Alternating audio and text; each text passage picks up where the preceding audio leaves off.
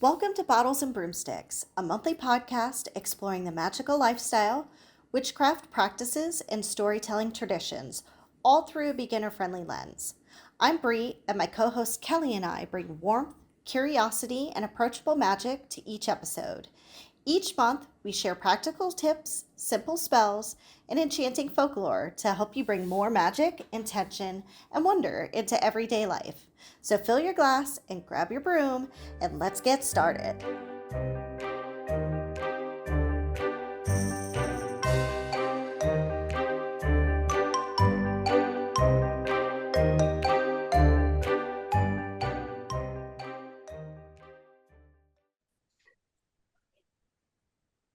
Well, hello. Hello, hello. Cheers. And Cheers. happy Tuesday, Tuesday. not Yes. Friday. No, yeah, we're off schedule today. Usually you do this on Friday, but nothing wrong with a Tuesday beer. Oh, Mm-mm. right. Right? So before we get into our episode, welcome back to Bottles and Broomsticks. How was your Samhain, your Halloween weekend? Oh, it was great. It was great. Oh Yeah, my lots of God. fun with the kids. Lots of fun with the kids. And when things quieted down, did my ritual for my new year. Had that all set. Nice. Yes. How was yours?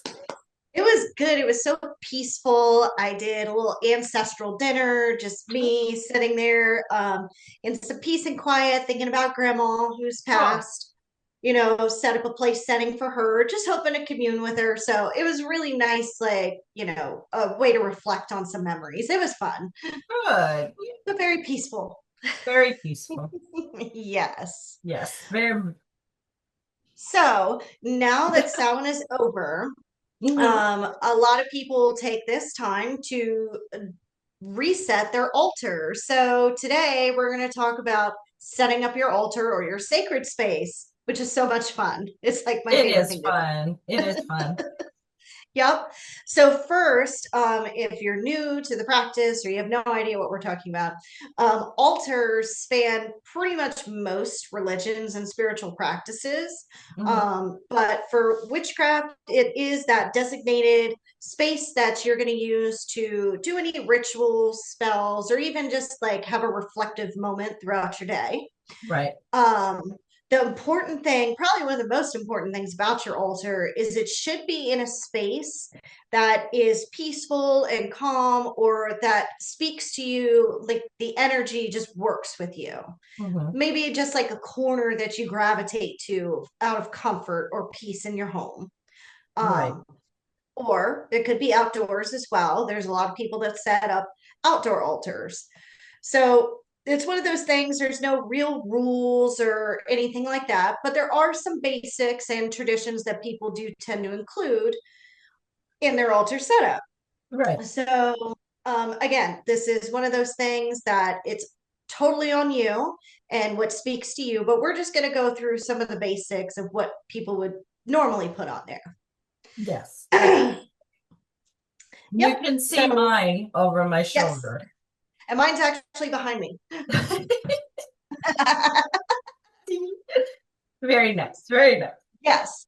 So to start with, obviously, any small table, shelf, anything like that'll do. If you're outside a tree stump or just a clearing, you can set it up there. I've seen people where they do it in actual like flower beds outside, which I think is so Oh, cute. that is Um, nice. Yes, yeah, that's I love that. The next thing you'll probably want, and I use one, is an altar cloth. It helps create a boundary within your working space. And also, if you're a messy candle lighter like I am, it catches all the wax and ashes. So that's good to right. have. And hopefully um, don't burn your house down. which I'm trying really hard not to. But, but you also want to use, when you're thinking about your altar, colors and textures that work for you and what kind of energy you want to create. So if you're looking more for abundance, you can put down green altar cloths. Or if you're looking for a place that's more of a clarity and calming, you can use blue. Use colors and textures that speak to you. Right. Traditionally, and I'm going to look at my notes because bad memory, No, but yeah. a lot of witches like to include the five elements on their altar. And those elements are going to be spiritual at the top, then air, water, earth, and fire. Right. They each do different things, and including them all on your altar, for some people, is the belief of just creating balance with Right. your work. Leaving something out they feel could make a piece missing in whatever they're doing. Hmm. So I'm just going to go through kind of what you can do for each one and why we put it on there. Mom's going to go ahead and take care of the spiritual, but we're going to go ahead. I'm going to start with air. Okay. So Which we have one? a represent. Yep. So we have a representation of air that is supposed to bring us some clarity, some thoughts, some inspiration. So that's why that's included. You can use things like feather, your incense burners. Some people put bells, little Yes. witch bells on their altar. Handwritten notes are good for that as well. So Oh, if you have like little love letters or something, that falls under air. what? Those beautiful fans, the hand Oh, fans. nice. What do I you love have? when you see What those. what is your error? I have a parrot feather and a crow feather on Oh, my altar. Yep, I used to work in a place that had a parrot and he would drop feathers. oh, that is And so. I went to go clean his cage one day and he dropped a feather, so I grabbed it. Oh, I Yep, have I have hummingbird feathers. yep. I love your Hummers. Oh my I God, they're know. so I know. pretty. I And know. we have a special connection, each of us. We love our hummingbirds. So that's another thing about setting up your altar. Like, don't just put stuff on there willy-nilly. Make sure it speaks to you. Hmm. We love birds. I love my crows. I love my hummers. You love your hummingbirds. So that's Yeah. a great incorporation for the air element. Right. Um, Also, any airy herbs like lavender, sage, or mint, those can fall under the air category. And then, of course, your crystals, probably your basic clear quartz would take care of your air element. Hmm. The next one would be earth, which represents grounding, stability, growth, and abundance. It's pretty simple. Rocks, dirt, sand. Maybe you collected sand on a beach, Right. which technically is illegal in a lot of places. So don't tell anybody I told you that. Um, you can include a small bowl of salt. Obviously, your crystals, Yes. plants, and flowers. Those Nice. are a great addition to your altar for earth. I also read that you can use coins, seeds, or any grains, Oh, okay. Yeah, which I found really interesting. that makes sense. Does Yep. does dust count? Yes, dust probably counts. It comes from earth. There you go. I'm covered. This, like, you could, if you find a really cool pine cone on a walk or Oh, some yeah. Yeah. acorns. Right now, I have a cauldron full of salt and an acorn. And those are Oh, my earth additions. What do you have? I have salt in my cauldron that you see, and Mhm. I have a quartz crystal like hole, like rock that was split in half for me. So yeah, Oh, yeah. yeah, Great representation. and a lot of house dust. Yes. And I went out of order. Water should have been next. So we're going to back up. So, There is an order to the elements. Not everybody uses it. So I was trying to keep them in order, but Tuesday beers. I mean, that, so your water element is going to represent your emotion, your intuition. It's for mhm, flow, for cleansing. Again, pretty simple. You can use any type of water, your mhm. moon water that maybe you put out under the full moon. Melted snow is one of Oh, my favorites in the winter. well, yeah. Rainwater. Yeah. Mhm. You can also use things like seashells or beach glass or driftwood, which I actually really wish I had some because I like that idea of That, incorporating yeah, that. right. That'd be Yeah. nice, right? Yeah. I also read where some people put a little vial of perfume or essential oils Oh, to represent the water element. okay. Um, and then a mirror, not just great for scrying, but also part of the water representation. Oh, okay. So, Okay. yep. Nice. And then, of course, your blue agates, your aquamarines, anything blue in a crystal, gonna Okay. go great with that. Hmm. And then, of course, we have fire. Fire. Well, wait, what's your water element? Oh, I don't have any right now because I just used the last of it, but usually it's moon water. Yeah, okay. That's what I have. Yeah. I see your jar back there, Yeah. your little bottle. Yep. Dollar Tree. I have the same exact one actually, literally, because And I go again, to Dollar Tree this too. does not have to be expensive to do. Again, we keep talking about these things. Most of them you're going to find on the ground if you take a Mm-hmm. walk. Mm-hmm. Yep. Yep. So we have fire next. This is going to be energy. This is creativity, passion, transformation. Most people use candles. Obviously, I have like 6 candles on my altar, which is why we're trying not to burn down the house. Um, Your tapestry starts smoking as we like, oh God. no. But you can also just use lighters or matches, anything that creates fire counts. I read, which I think is really cute, using any charms that are shaped like the sun or Oh, gold that's jewelry. nice. Yeah. If you have Okay. pieces of gold jewelry that means something to you, you Hmm. could put that on there. Even a picture of a sunset works. Oh, okay. Um, Anything that evokes that sort of feeling. You can also use cloves, cinnamon sticks, and chili peppers Oh, wow. as a representation and as your offering. And then, of course, it's going to be your red and orange stones, your jaspers, carnelians, Okay. Yeah, that tiger's makes sense. eye. Yeah. Yep. Yep. Yep. So that's the 4 basic elements. And then Ma's going to come in, jump in with some of the more spiritual tools that you can include on your altar. You can. Real quick note though. One thing I want to point out is you do change out your altar. I do, and not everybody does. No, I Um, don't. You like doing that, and that again is something you can do for per the season. Uh, if you're feeling it. if you're feeling it, yes. So you can change them up. Other things you can add the wand, which Mhm. most people aren't going to do. You can even make your own wand. Like you said, Yes. if you're out walking, you see a stick or something that just really looks interesting, make it your wand. Yep. Um, Add some crystals and some paint, a couple yeah, of feathers. You got a exactly. wand. Right. It may not work like the whole Harry Potter thing, but hey, and that's to direct the energy. But again, is not needed. These things are not needed. One is an athame, which is a knife. You don't use it for cooking or anything. It's just for your altar. And you No use animal that? sacrifice. No, no, let's not. That's not what it's for. That's not what it's for.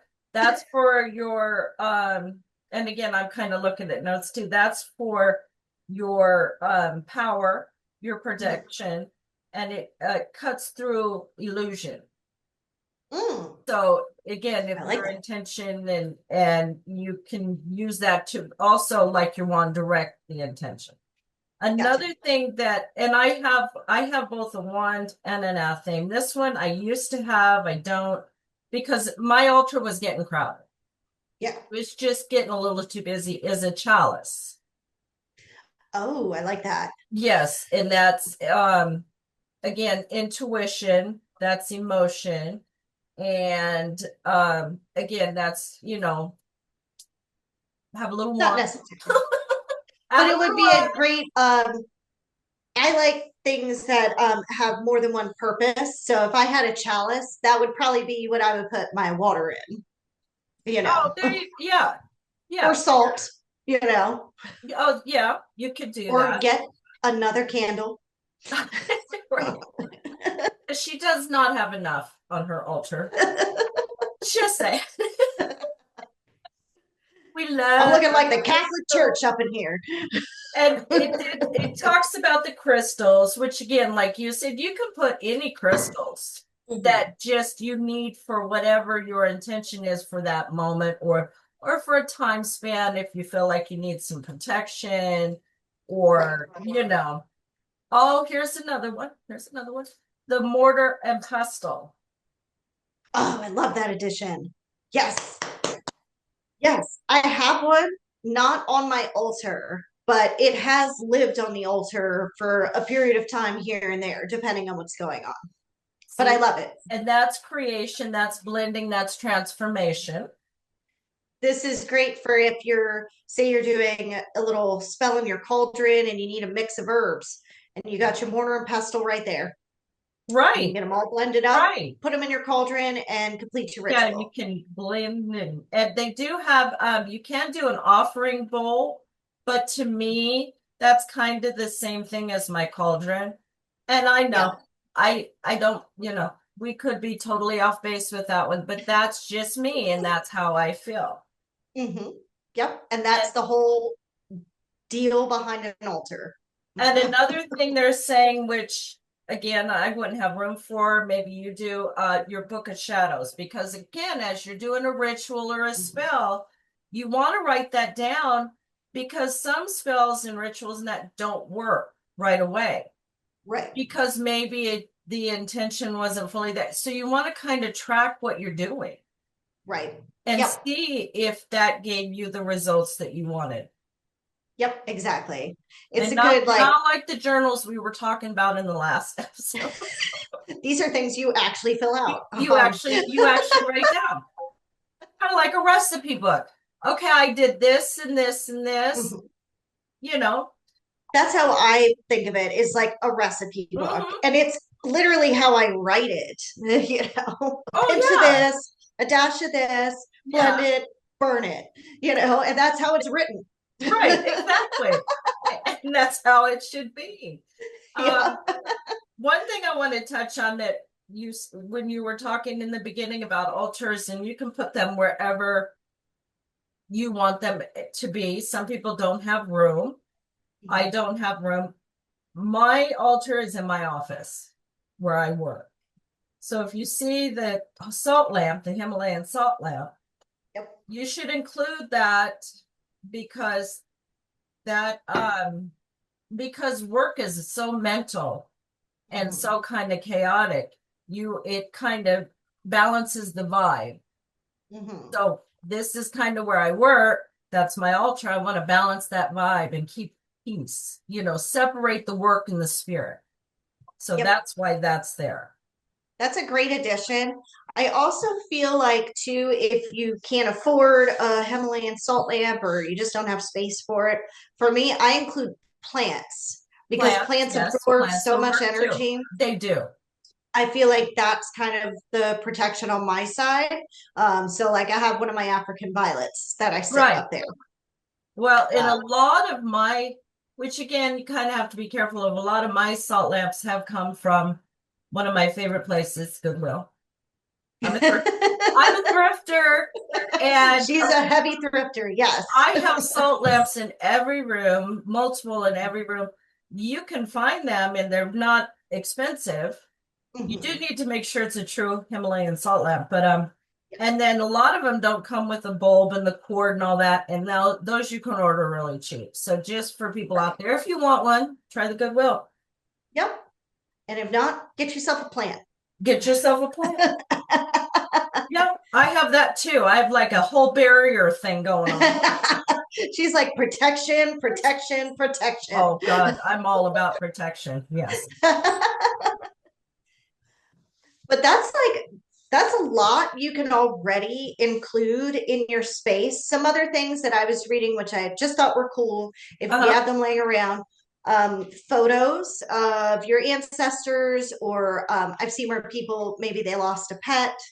Oh, Will include photos, especially around Samhain, in those times where ancestral work is kind of, right. what you're trying to do. A lot of people will put their deck of tarot cards or oracle cards, their rune stones or their pendulums, any divination tools. They'll stick on their altar. Um, Journals. I could have a stack of like 20 over here. And the sale will be coming soon. And also just little trinkets that maybe somebody gave you something and you don't know where to put it, but it's special to you because it was a gift. Right. Um, I have these two tiny little wire chairs with a bottle cap seat that my son Brendan gave to me at some point. And sometimes those make their little appearance on the altar because they're just Oh, little trinkets that mean something to me. You right. know, could be anything. Somebody handed me one of those rubber ducks that you give out to people with Jeeps. I Really? don't know. I was at a gas station and he was like, "There's no Jeeps here. Here, take this duck." And like, I don't know, it was a weird like connection, but I was like, I'm going to stick it on the altar and see what happens. Oh, that makes me think of a question for you. Uh-huh. And I will say it this time. Um, sorry. When somebody gives you something or you bring something home, like say when I bring something home from the Goodwill, do you cleanse it before you put it on your altar or It anywhere, depends on what it anywhere in is. your home? Anywhere in my home, generally not, but most things I'm getting are like, if I was getting like jewelry, like estate jewelry or something like that from the Goodwill, I'd probably cleanse it. Okay. But in general, I just go in with an intention of this is going to be fine and hope everything else works itself out. I know a lot of people are very serious about the cleansing aspect. And I know you're one of those people. I tend to be more lax on it. I'm okay. I guess you could compare it to being like and I hope I don't offend anybody, a germaphobe, except with energy. So That makes sense.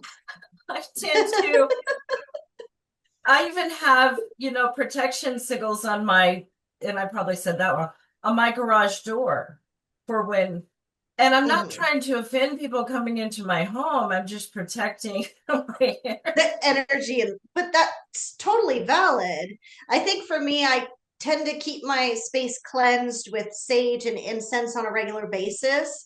So when it comes through my door, I don't really seem to feel like I want to take the time to cleanse it individually, if that Oh, makes okay. sense. Yeah, yeah, yeah. That Like makes I'm sense. already cleansed enough, I feel.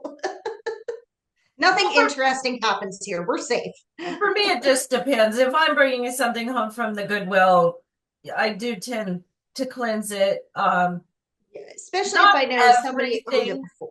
But if I bring something into my house like that from my altar or nothing from nature, I don't do. But if Mhm. and then things start happening and I haven't cleansed it, that yeah, then it tends to really bother me. And it yeah. And this right here, again, is one of those things where everybody's practice is so different. Right. There's going to be people that watch this that are going to get so mad at me for not cleansing anything. But like, I do the full moon charging of the crystals and I'll do a new moon cleansing of my crystals, anything that I'm working with. I sage my house regularly. I'm always burning incense and just that clarity of mind. I try to keep at least once a day, like journaling or something where I'm just clearing my space and clearing Right. my energy. Right. So I'm not quite as Well, diligent about cleansing everything. and that just again goes to show that everybody do what you feel you need to do. To me, Yep. there is no right or wrong, and I will repeat that in probably every episode. Yep. We will always tell you that. And it's the same thing as what we're going to tell you again is you don't have to go out and buy any of this stuff. No, you don't. You could take an old chair that you don't sit anymore and put a cloth on it and grab some pine cones from outside and light a candle. You got an altar. Like Right. it's all about the intention behind what you're doing, not about Right. the actual tools. And my altar is an old table that my husband redid, painted purple, epoxy. He did the So whole thing. cute. So for me, that's very special. But Mhm. again, whatever, like you said, whatever speaks to you. Yep, exactly. And so I think As you go into this week, if you're looking at maybe setting up your own altar, like really sit down with yourself and your intentions, your intuition. What do you want to accomplish when you sit down Yes, at your altar? yes. Is this place for you where you've only got 2 minutes a day and all you got is time to light a candle and say Light a a quick candle. intention for the day? That's right. That's all you need. But That's if all you you want to need. really dive heavy into your practice and load it up with all your tarot cards and empty journals and 20 candles, Sure. go for it. We're collecting journals, but we need to wrap. Yes, we do. So happy to get to do this on a Tuesday. I feel like the energy is different. I'm not going to lie. Yeah. I think by Friday the week's been a long week, and you just, It's a little bit more chaotic energy on Friday. I don't know what that is. it really is. Maybe we'll start doing them on Tuesdays. Who That would knows? be nice. We can start that around. But we are also still in planning. We have a bunch more really cool episode topics for you. So if you like this one, you're on YouTube, please give us a like, give us a share, give us a comment. We'd love to hear some feedback. What do you guys do with your altars? And, what's Yeah, that'd special be to nice. you? I love it. I know some people are a little bit weary about taking pictures, and some people think it's a big no-no. Again, whatever you want to do, whatever you're comfortable with, go for it. Whatever, just do you. You do you, boo. Right. Okay. And with that being said, I will raise my glass, my Tuesday beer. Cheers, Cheers. and keep your magic flowing. Bye.